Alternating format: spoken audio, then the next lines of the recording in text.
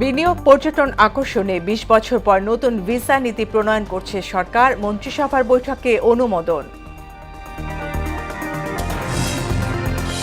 আদালতের রায়ে জট খুলল সরকারি প্রাথমিকের ৩৬,০০০ প্রধান শিক্ষক নিয়োগে নির্বাচনে অংশ নিতে ছাড়তে হবে চাকরি, বললেন শিক্ষামন্ত্রী।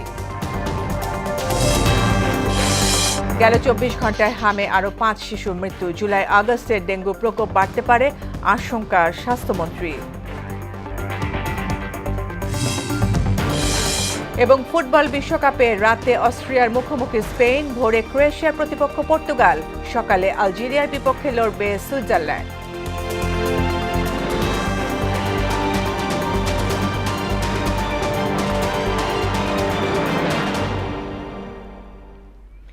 আসসালামু আলাইকুম, স্বাগত মোহনা সংবাদে। এতক্ষণ শুনছিলেন শিরোনাম, পুরো সংবাদে সঙ্গে আছি ফারজানা ইয়াসমিন। বিনিয়োগ ও পর্যটন আকর্ষণে ২০ বছর পর নতুন ভিসা নীতি প্রণয়ন করছে সরকার। সচিবালয়ে প্রধানমন্ত্রী তারেক রহমানের সভাপতিত্বে অনুষ্ঠিত মন্ত্রিসভার ১১তম বৈঠকে ভিসা নীতি ২০২৬-এর অনুমোদন দেওয়া হয়েছে। বিকেলে সচিবালয় তথ্য অধিদপ্তরের সম্মেলন কক্ষে সাংবাদিকদের এসব তথ্য জানান মন্ত্রিপরিষদ সচিব ডক্টর নাসিমুল গনি। এ সময় তিনি বলেন, ভিসা নীতি সহজ করার বিষয় মোটামুটি চূড়ান্ত করা হয়েছে। কার্যকর করতে অর্থমন্ত্রীর নেতৃত্বে মন্ত্রিসভা কমিটি গঠন করা হয়েছে। এর ভেতরে স্বরাষ্ট্র, পর্যটন ও বাণিজ্য মন্ত্রণালয় রয়েছে। এর আগে ২০০৬ সালে ভিসা নীতি তৈরি করা হয় বলে জানান মন্ত্রিপরিষদ সচিব। নীতির ভিত্তিতে আন্তর্জাতিক ভ্রমণ ব্যবস্থাপনা করা এবং আধুনিক এবং সেবামুখী অভিবাসন কাঠামো গড়ে তোলার উদ্দেশ্যে ২০০৬ সালে জারিকৃত ভিসা নীতিমালা সংশোধন করে ভিসা পলিসি ২০২৬-এর খসড়া পরিমার্জনের জন্য মাননীয় অর্থমন্ত্রীর সভাপতিত্বে একটি মন্ত্রিসভা কমিটি গঠন করা হয়েছে। স্বরাষ্ট্র মন্ত্রণালয় এই কমিটিকে সার্বিক সহায়তা প্রদান করবে। নজরুল চেতনা দেশে ও আন্তর্জাতিক পর্যায়ে ছড়িয়ে দেওয়ার আহ্বান জানিয়েছেন প্রধানমন্ত্রী তারেক রহমান। সকালে সচিবালয়ে ৬৪ জেলায় আনুষ্ঠানিকভাবে নজরুল বর্ষের অনুষ্ঠানের উদ্বোধনীতে এ কথা বলেন প্রধানমন্ত্রী। জানান, নানা আয়োজনের মাধ্যমে সারা দেশে শিক্ষা প্রতিষ্ঠানের শিক্ষার্থীদের মাধ্যমে বছর জুড়ে নজরুল বর্ষ পালন করা জরুরি। তানজিদ ভুঁইয়ার প্রতিবেদন। সচিবালয়ে প্রধানমন্ত্রীর কার্যালয়ে নজরুল বর্ষের আনুষ্ঠানিক ঘোষণা করেন প্রধানমন্ত্রী তারেক রহমান। এ সময় সংস্কৃতি মন্ত্রী নিতাই রায় চৌধুরী, তথ্য প্রযুক্তি মন্ত্রী ফকির মাহবুব আনাম, জাতীয় কবির নাতনি খিলখিল গাজী সহ সংস্কৃতি অঙ্গনের শিল্পীরা উপস্থিত ছিলেন। এ সময় প্রধানমন্ত্রী তারেক রহমান বলেন, বিপ্লব বিদ্রোহ, রণসঙ্গীত, ইসলামী মূল্যবোধের গান, ভজন কীর্তন, শ্যামা সঙ্গীত, প্রেম, প্রকৃতি ও মানবিক মূল্যবোধ সহ সকল ক্ষেত্রেই নজরুল জাতিকে সমৃদ্ধ করেছেন। আমাদের ভবিষ্যৎ প্রজন্মের জন্য নজরুল আমাদের জীবনে প্রাসঙ্গিক। এ কারণেই আমাদের জাতীয় কবির জীবন ও কর্মের সঙ্গে গণমানুষ, বিশেষ করে বর্তমান প্রজন্মের সম্পর্ক আরো গভীর ও নিবিড় করার লক্ষ্যে নানা আয়োজনে নজরুল বর্ষ শুরু করা হয়েছে। নজরুল বর্ষ উদযাপন কমিটির মাধ্যমে দেশের সকল শিক্ষা প্রতিষ্ঠানের শিক্ষার্থীদের অংশগ্রহণে বছর জুড়ে প্রতিটি অনুষ্ঠান সফলভাবে পালন করার তাগিদ দেন সরকার প্রধান। তার সাহিত্যকর্ম আন্তর্জাতিক পরিসরে আরো বিস্তৃতভাবে প্রচারের সুযোগও কিন্তু তৈরি হয়েছে। আসুন এই সুযোগটিকে কাজে লাগিয়ে সারা দেশে নজরুল বিশেষজ্ঞ তথা নজরুল প্রেমীদের নিয়ে গঠিত নজরুল বর্ষ উদযাপন জাতীয় কমিটির মাধ্যমে দেশের সকল জেলা, উপজেলা এবং বিভিন্ন শিক্ষা প্রতিষ্ঠানে শিক্ষার্থীদের অংশগ্রহণে বছর জুড়ে প্রতিটি অনুষ্ঠান সফলভাবে পালন করা অত্যন্ত জরুরি বলে আমি ব্যক্তিগতভাবে বিশ্বাস করি। জাতীয় কবির সাহিত্য সঙ্গীতের বহু ভাষিক অনুবাদ ও গবেষণা বিশ্ব অঙ্গনে ছড়িয়ে দেওয়ার আহ্বানও জানান প্রধানমন্ত্রী। রাজনৈতিক কর্মী হিসাবে আমার কাছে মনে হয় আমাদের জাতীয় কবি কাজী নজরুল ইসলাম হলেন বাংলাদেশের মন। আমাদের জাতীয় কবি কাজী নজরুল ইসলাম যেমন বলেন, গাহি সাম্যের গান, সেখানে আসিয়া এক হয়ে গেছে সব বাধা ব্যবধান, সেখানে মিশেছে হিন্দু, বৌদ্ধ, মুসলিম, খ্রিস্টান। এ সময় তিনি আরো বলেন, বর্তমান সরকার দলীয় স্বার্থের ঊর্ধ্বে উঠে সবাইকে নিয়ে বিভেদ মোকাবেলা করে দেশের মানুষের নিরাপত্তা নিশ্চিত করতে চায়। বর্তমান সরকারও এমন এক রাষ্ট্র এবং সমাজ বিনির্মাণের লক্ষ্যে কাজ করছে, যেখানে ধর্ম বর্ণ নির্বিশেষে প্রতিটি মানুষ নির্বিঘ্নে নিরাপদে বসবাস করবে। শুধু মানুষের এই নিরাপত্তা নয়, আসুন কোনো প্রাণীও মানুষের হিংস্রতার শিকার যেন না হয়, বর্তমান সরকার সেটিও নিশ্চিত করতে চায়। পরে আনুষ্ঠানিকভাবে নজরুল বর্ষ 2026-2027 বছরব্যাপী কর্মসূচির আনুষ্ঠানিক উদ্বোধন ঘোষণা করেন প্রধানমন্ত্রী তারেক রহমান। কাজী নজরুল ইসলামের জীবন, কর্ম, সাহিত্য, সঙ্গীত, দর্শন এবং মানবিক চেতনাবোধের প্রতি গভীর শ্রদ্ধা জানিয়ে আনুষ্ঠানিকভাবে আমি নজরুল বর্ষ 2026-2027 বছরব্যাপী কর্মসূচির আনুষ্ঠানিক উদ্বোধন ঘোষণা করছি। তানজিদ ভুইয়া, মোহনা সংবাদ, ঢাকা। বাংলাদেশের অভ্যন্তরীণ ইস্যুতে চীন কারো হস্তক্ষেপ মেনে নেবে না বলে স্পষ্ট জানিয়েছেন ঢাকায় নিযুক্ত দেশটির রাষ্ট্রদূত ইয়াও ওয়েন। সকালে প্রধানমন্ত্রী তারেক রহমানের চীন সফর নিয়ে সংবাদ সম্মেলনে একথা জানান তিনি। এ সময় রাষ্ট্রদূত আরও বলেন, বাংলাদেশের অনুরোধে তিস্তা প্রকল্পে চীন কাজ করবে, অন্য কোনো ইস্যু তাদের ভাবনার বিষয় নয়। প্রধানমন্ত্রী তারেক রহমানের চীন সফর অত্যন্ত সফল হয়েছে দাবি করে তিনি বলেন, সফরে দুই দেশের কৌশলগত পর্যায়ে সম্পর্কের উন্নতি হয়েছে।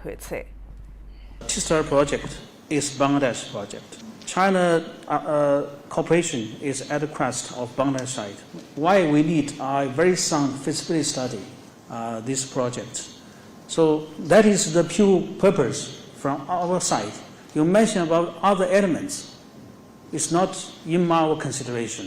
So China will proceed as long as Bangladesh wish. So that is the position from our side. দেশ জুড়ে 9 শিক্ষা বোর্ডে অভিন্ন প্রশ্নপত্রে এইচএসসি ও সমমান পরীক্ষায় সন্তোষ জানিয়েছে শিক্ষার্থী ও অভিভাবকরা। এবার নিয়মিত অনিয়মিত মিলিয়ে মোট পরীক্ষার্থী 12,70,583 জন। মোট পরীক্ষা কেন্দ্রের সংখ্যা 2,697 এবং পরীক্ষায় অংশগ্রহণকারী শিক্ষা প্রতিষ্ঠান 9,439টি। আরও জানাচ্ছেন উষা ফিরদৌস। দেশ জুড়ে 9টি সাধারণ শিক্ষা বোর্ডে অভিন্ন প্রশ্নপত্রে শুরু হয়েছে এইচএসসি ও সমমান পরীক্ষা। মোট 2,697টি পরীক্ষা কেন্দ্রের সবগুলোকেই সিসিটিভি নজরদারির আওতায় আনা হয়েছে। 11টি শিক্ষা বোর্ডের অধীনে 9,439টি শিক্ষা প্রতিষ্ঠান থেকে মোট 12,70,583 শিক্ষার্থী পরীক্ষায় অংশ নিয়েছে। যতটুকু তার আছে প্রিপারেশন মোটামুটি ভালোই। আমাদের প্রত্যাশা হলো যে সুন্দর পরিবেশে সুন্দর সুষ্ঠুভাবে যাতে পরীক্ষা তারা দিতে পারে। আবার হলো একটা সমস্যা হলো যে আবার পরীক্ষার মাঝে গ্যাপটা কম। 9টি সাধারণ শিক্ষা বোর্ডে 2025 সালে সর্বমোট পরীক্ষার্থীর সংখ্যা ছিল 10,55,398 জন। 2026 সালে সর্বমোট পরীক্ষার্থীর সংখ্যা দাঁড়ায় 10,69,714 জনে। মাদ্রাসা শিক্ষা বোর্ডে 2025 সালে সর্বমোট পরীক্ষার্থীর সংখ্যা ছিল 86,102 জন। আর 2026 সালে পরীক্ষার্থীর সংখ্যা বেড়ে হয় 92,905 জনে। বাংলাদেশ কারিগরি শিক্ষা বোর্ডে 2025 সালে সর্বমোট পরীক্ষার্থীর সংখ্যা ছিল 1,09,611 জন। 2026 সালে সর্বমোট পরীক্ষার্থীর সংখ্যা হয় 1,07,964 জন। এবার কারিগরিতে পরীক্ষার্থী কমেছে 1,647 জন। চলতি বছরেই প্রথম 9টি সাধারণ শিক্ষা বোর্ডে সম্পূর্ণ অভিন্ন প্রশ্নপত্রে পরীক্ষা নেওয়া হচ্ছে, আর এতে যথাযথ মূল্যায়ন হবে বলে মনে করছেন শিক্ষার্থীরা। আমার মতে ভালো হয়েছে, সবার সাম্য বজায় থাকবে। ফলাফলের ক্ষেত্রে তো সবাইকে সব বোর্ড থেকেই মূল্যায়ন করা হবে। সরকারের এই অভিন্ন প্রশ্নে স্বস্তি জানিয়েছেন অভিভাবকরাও। শিক্ষাক্ষেত্রে সরকারের নেয়া এ ধরনের উদ্যোগ শিক্ষার্থীদের মূল্যায়নে ভূমিকা রাখবে বলেও মনে করছেন তারা। বই তো আমরা সারা বাংলাদেশে একটাই পড়ি, অভিন্ন প্রশ্ন একই প্রশ্ন হয়ে পরীক্ষা ভালো তো। অনেক বোর্ডে দেখা যাইতো যে অনেক শিক্ষার্থীরা অনেক বৈষম্যের শিকার হতো। যে পদক্ষেপগুলো নিয়েছে এবার শিক্ষামন্ত্রী, ভালো লাগছে। যেমন এসএসসিটা আগায় নিয়ে আসছে। এই সিস্টেমটা আসলে খুবই beneficiary to the students and teachers. পরীক্ষার সুষ্ঠু, সুশৃঙ্খল ও নকলমুক্ত পরিবেশ নিশ্চিতে প্রয়োজনীয় ব্যবস্থা নিয়েছে সরকার। উষা ফেরদৌস, মোহনা সংবাদ। সর্বোচ্চ আদালতের রায়ে সরকারি প্রাথমিক বিদ্যালয়ে ৩৬,০০০-এর বেশি প্রধান শিক্ষক নিয়োগের জট খুলেছে।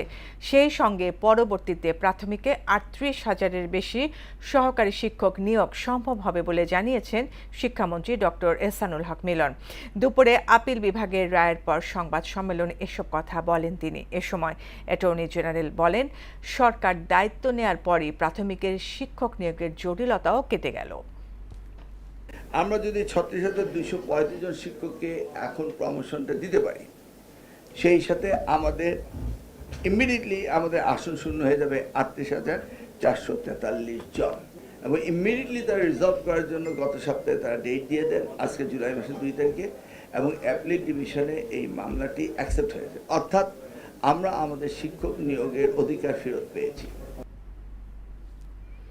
স্থানীয় সরকার নির্বাচনে শিক্ষকদের অংশগ্রহণ থেকে বিরত রাখতে সরকারকে আইন করার অনুরোধ জানিয়েছেন শিক্ষামন্ত্রী ডক্টর এহসানুল হক মিলন। তিনি বলেন, কেউ নির্বাচনে অংশ নিতে চাইলে চাকরি ছেড়ে দিতে হবে। সকালে রাজধানীর একটি হোটেলে এক অনুষ্ঠানে অংশ নিয়ে তিনি এ কথা বলেন। এ সময় তিনি আরও জানান, প্রধানমন্ত্রী শিক্ষায় জিডিপি 2% দিয়েছেন, পরবর্তীতে 5% দেওয়ার কথা বলেছেন। আর প্রধানমন্ত্রীর উপদেষ্টা মাহাদি আমিন বলেন, দেশের শিক্ষা খাতকে এগিয়ে নিতে সরকার নানামুখী পদক্ষেপ গ্রহণ করেছে। মাননীয় প্রধানমন্ত্রীর নির্বাচনী যে ম্যানিফেস্টো রয়েছে সেটাকে কীভাবে বাস্তবায়ন করতে পারবো এবং সবাই এক হয়ে কীভাবে সমৃদ্ধ স্বনির্ভর বাংলাদেশ গড়ে তুলতে পারবো, যার মৌলিক ভিত্তি হবে শিক্ষা ব্যবস্থা প্রয়োজনীয় সংস্কারকে বাস্তবায়ন করা। এবং আমরা বিশ্বাস করি, যদি আমরা সবাই একযোগে কাজ করি তাহলে ইনশাল্লাহ অবশ্যই আগামীর বাংলাদেশকে আমরা সেভাবে গড়ে তুলতে যাব যেভাবে মাননীয় প্রধানমন্ত্রী সবসময় চেয়েছেন, যার মৌলিক ভিত্তি হবে শিক্ষা ব্যবস্থা প্রয়োজনীয় সংস্কার। আগামী দিনের নির্বাচনগুলোতে শিক্ষকরা যেন পার্টিসিপেট না করে এবং গভর্নমেন্ট যেন এই ধরনের একটি আইন তৈরি করে, শিক্ষকরা লোকাল গভর্নমেন্ট ইলেকশনে যেন না যায়, যেতে হলে তারা যেন চাকরির থেকে ছেড়ে দেয়, এবং এই শিক্ষকদের যে ট্রেনিংয়ের ব্যবস্থার জন্য, শিক্ষকের উন্নয়নের জন্য আমরা যে ইনভেস্টমেন্টগুলো করছি এগুলো যেন প্রপারলি হয়, এবং আমরা যেন আগামী দিনে সুন্দর জাতি গঠন করতে পারি, যে প্রত্যয় নিয়ে আজকে প্রধানমন্ত্রী তিনি এগিয়ে যাচ্ছেন। সারা দেশে গেল 24 ঘন্টায় হাম ও এর উপসর্গে আরও 5 শিশুর মৃত্যু হয়েছে। নতুন করে আক্রান্ত হয়েছেন 1119 জন। 15ই মার্চ থেকে এ পর্যন্ত সারা দেশে এই রোগের উপসর্গে মৃত্যু হয়েছে 631 জনের। এ সময়ে 12,286 জনের শরীরে হাম শনাক্ত হয়েছে। বৃহস্পতিবার স্বাস্থ্য অধিদপ্তরের নিয়মিত প্রতিবেদনে এসব তথ্য জানানো হয়। জুলাই আগস্টে ডেঙ্গুর প্রকোপ বাড়তে পারে বলে আশঙ্কা জানিয়েছেন স্বাস্থ্যমন্ত্রী সরদার মোহাম্মদ সাখাওয়াত হোসেন। পরিস্থিতি মোকাবেলায় উপজেলা পর্যায় পর্যন্ত সমন্বিতভাবে কাজ করা হচ্ছে উল্লেখ করে ডেঙ্গু পরীক্ষার জন্য পর্যাপ্ত কিট মজুত রয়েছে বলেও জানান তিনি। সকালে ঢাকা মেডিকেল কলেজ হাসপাতালে এক অনুষ্ঠানে এসব কথা বলেন স্বাস্থ্যমন্ত্রী। প্রাথমিক সেবাটা দেওয়ার জন্য আমরা অলরেডি উপজেলা লেভেল পর্যন্ত ট্রিটমেন্ট প্রোটোকল পাঠিয়ে দিয়েছি, এবং আমরা ইউনিয়ন পরিষদ চেয়ারম্যান, আমাদের ডাক্তার আগামী শুক্রবার দিন আমাদের মসজিদের জুম্মার পরে খতিবরা পর্যন্ত দিবে, জ্বর হওয়ার সাথে সাথে উপজেলা হাসপাতালে নিয়ে যেতে।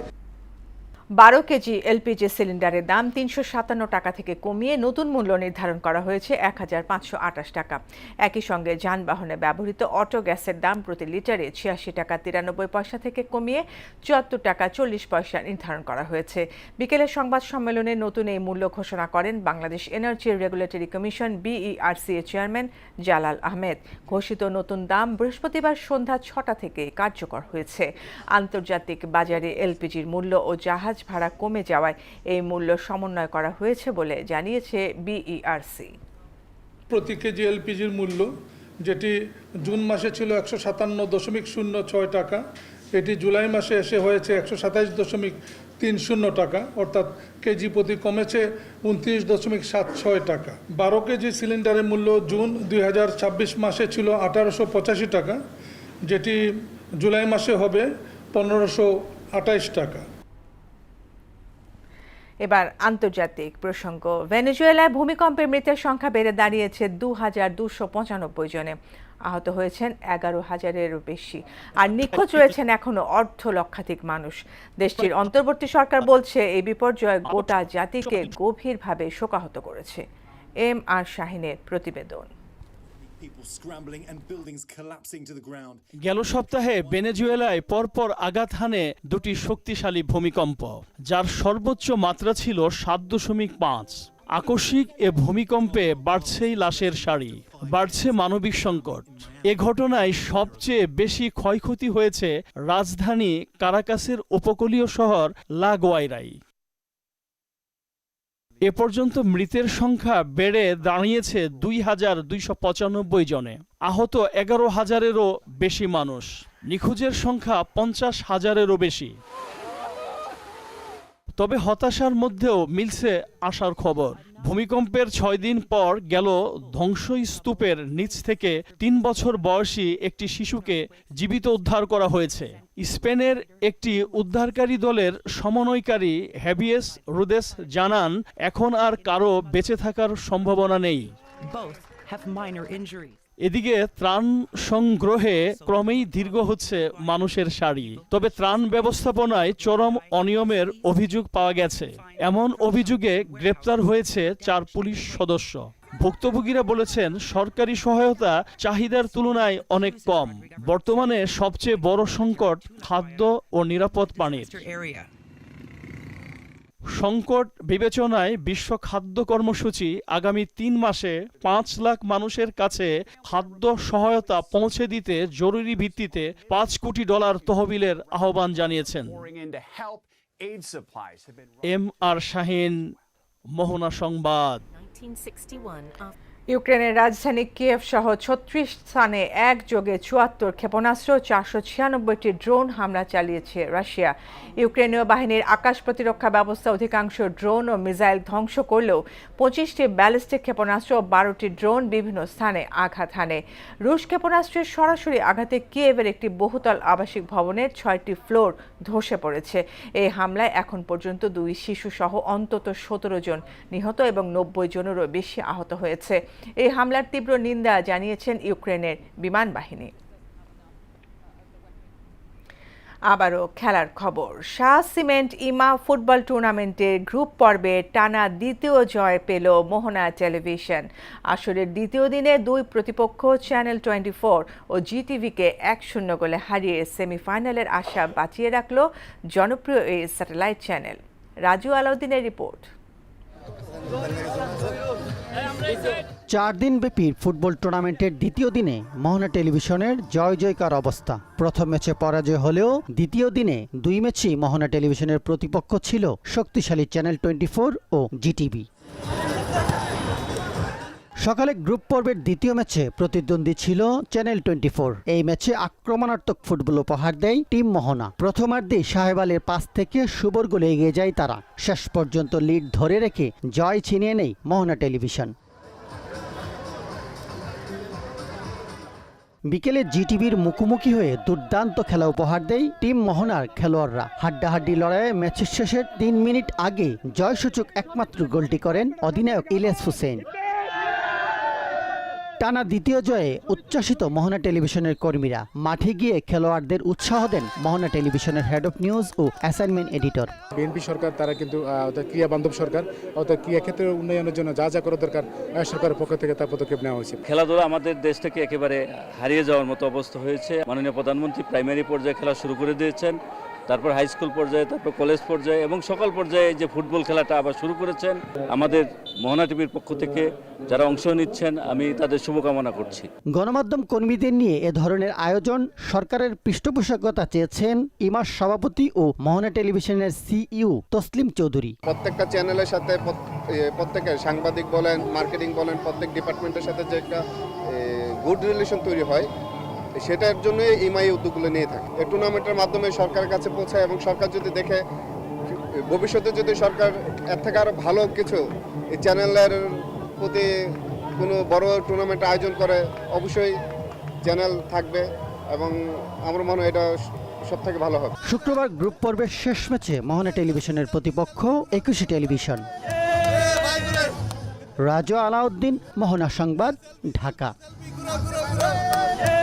শেষ করব মোহনা সংবাদ, যাবার আগে শিরোনামগুলো আরও একবার।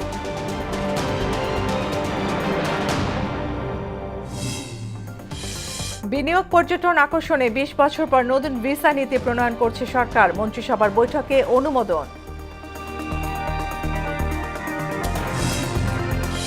আদালতের রায়ে জট খুলল সরকারি প্রাথমিকের 36,000 প্রধান শিক্ষক নিয়োগে, নির্বাচনে অংশ নিতে ছাড়তে হবে চাকরি, বললেন শিক্ষামন্ত্রী।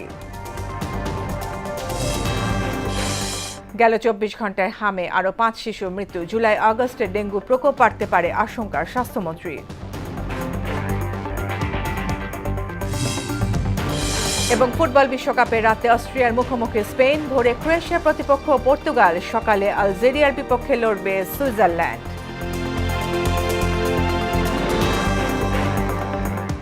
এই ছিল মোহনার সংবাদে। পরবর্তী সংবাদ রাত 12টায়। মোহনার সবশেষ খবর জানতে ভিজিট করুন www.mohana.tv।